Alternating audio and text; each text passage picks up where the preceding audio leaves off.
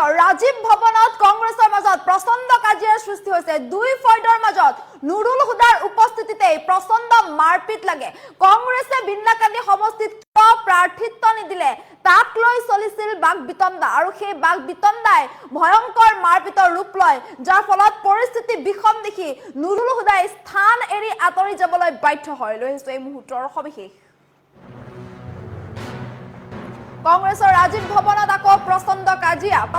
কাজিয়াৰ সৃষ্টি হৈছে ৰাজীৱ ভৱনত নুৰুল হুদাৰ উপস্থিতিত দুই ফয়দৰ ভয়ংকৰ মাৰপিট দুই ফয়দৰ মাজত ভয়ংকৰ মাৰপিট লাগে নুৰুল হুদাৰ উপস্থিতিত বিন্নাকান্দি সমষ্টিত কিয় পৰাস্ত হৈছিল তাক লৈ চলি আছিল পৰ্যালোচনা সভা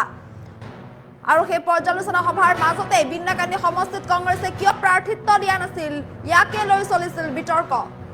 নুৰুল হুদাৰ বাহনত আক্ৰমণ কৰি খেদি পঠিয়াই কংগ্ৰেছ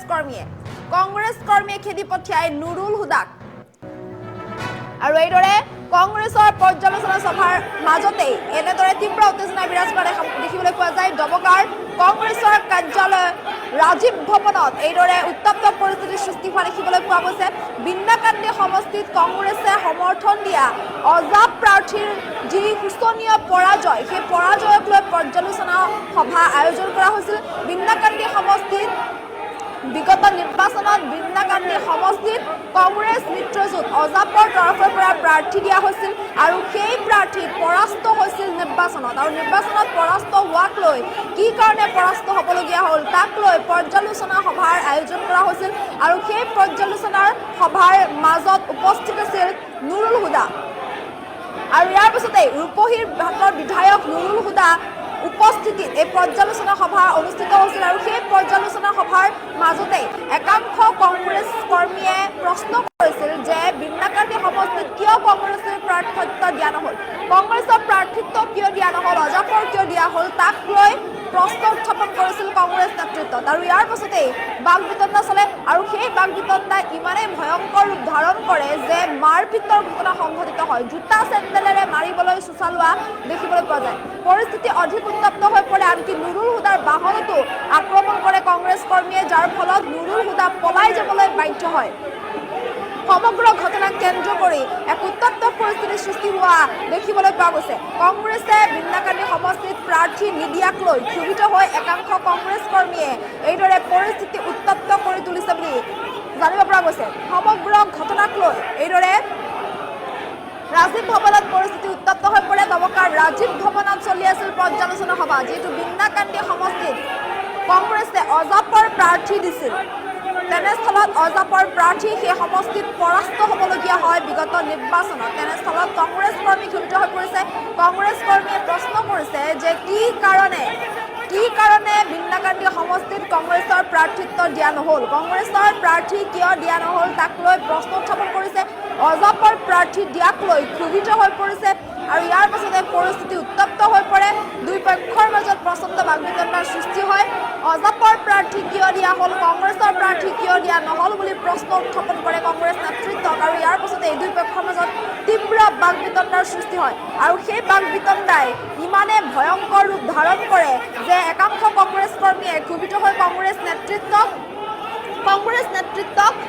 জোতা চেণ্ডেলেৰে মাৰিবলৈ এক প্ৰকাৰ চোচা লয় পৰিস্থিতি অধিক উত্তপ্ত হৈ পৰে এই সভাত উপস্থিত আছিল নুৰুল হুদাৰ উপস্থিতিতে এই পৰ্যালোচনা সভাৰ আয়োজন কৰা হৈছিল কিন্তু পৰ্যালোচনা সভাৰ মাজতে দুই পক্ষৰ মাজত এনেদৰে এক প্ৰকাৰ হতাহতিৰ সৃষ্টি হয় ইফালে নুৰুল হুদাৰ বাহনতো আক্ৰমণ কৰে একাংশ উত্তেজিত কংগ্ৰেছ কৰ্মীয়ে যাৰ ফলত বাহন লৈ কোনোমতে স্থান এৰি পলায়ন কৰে নুৰুল হুদাই সমগ্ৰ ঘটনাক লৈ এক উত্তপ্ত পৰিস্থিতিৰ সৃষ্টি হোৱা দেখিবলৈ পোৱা যায় ডবকাৰ ৰাজীৱ ভৱনত এইদৰে দুই পক্ষৰ মাজত সৃষ্টি হৈছে প্ৰচণ্ড কাজিয়া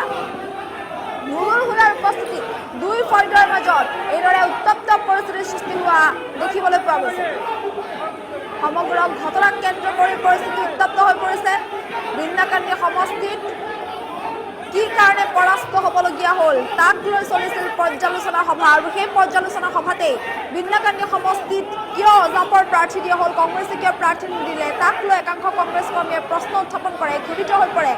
আৰু ইয়াৰ পাছতে দুই পক্ষৰ মাজত তীব্ৰ বাক বিতণ্ডাৰ সৃষ্টি হয় আৰু সেই বাক বিতণ্ডাই অৱশেষত ভয়ংকৰ ৰূপ ধাৰণ কৰে যাৰ ফলত দুই পক্ষৰ মাজত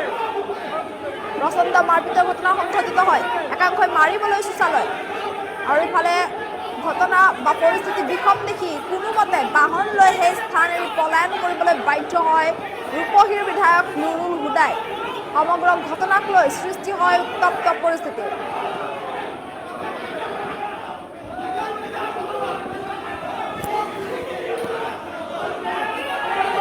হয়, আজি ডবকাৰ ৰাজীৱ ভৱনত অসম প্ৰদেশ কংগ্ৰেছ কমিটিৰ সভাপতি গৌৰৱ গগৈ ডাঙৰীয়াই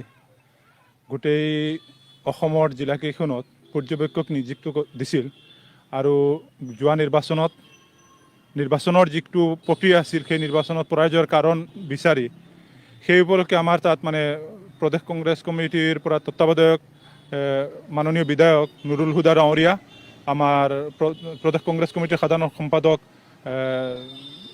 স্বপন মণ্ডল ডাঙৰীয়া, প্ৰদেশ কংগ্ৰেছ কমিটিৰ সম্পাদক মৃণাল হাজৰিকা ডাঙৰীয়াক ইয়াত তত্ত্বাৱধায়ক হিচাপে পঠিয়াইছিল আৰু তেখেতসকলে আমাৰ মণ্ডল সভাপতি, আঞ্চলিক পঞ্চায়তৰ সদস্যসকল তথা কংগ্ৰেছ দলৰ কৰ্মকৰ্তাসকলৰ লগত বিভিন্ন ধৰণৰ আলোচনা কৰি আছিল। আগন্তুক দিনত সংগঠন কেনেকৈ ইয়াত মজবুত হ'ব বা যোৱা নিৰ্বাচনত কংগ্ৰেছ সমৰ্থিত প্ৰাৰ্থীগৰাকীৰ পৰাজয়ৰ কাৰণ এইবোৰ বিষয়ে আলোচনা হৈছিল। এই আলোচনাৰ সময়ত যোৱা যিহেতু আমাৰ ইয়াত মানে কংগ্ৰেছৰ প্ৰাৰ্থী নাছিল, সেই হেতুকে কংগ্ৰেছৰ কৰ্মকৰ্তাসকল অলপ মানে দূষিত আৰু অলপ সংগতেই আছিল আৰু এই ক্ষেত্ৰত বিশেষকৈ যোৱা নিৰ্বাচনত আমাৰ এই সমষ্টিৰ 4-5জন নেতাই মানে কংগ্ৰেছৰ 4-5জন নেতাই এখন চিঠি লিখিছিল। সেই চিঠিখনৰ ওপৰত মানে কিছুমান কৰ্মকৰ্তাৰ আপত্তি আছিল আৰু সেই চিঠিখন তেখেতসকলে কিয় হেৰি কৰিছে আৰু কংগ্ৰেছৰ ইয়াত প্ৰাৰ্থী নিদিয়াৰ এই 6জনৰ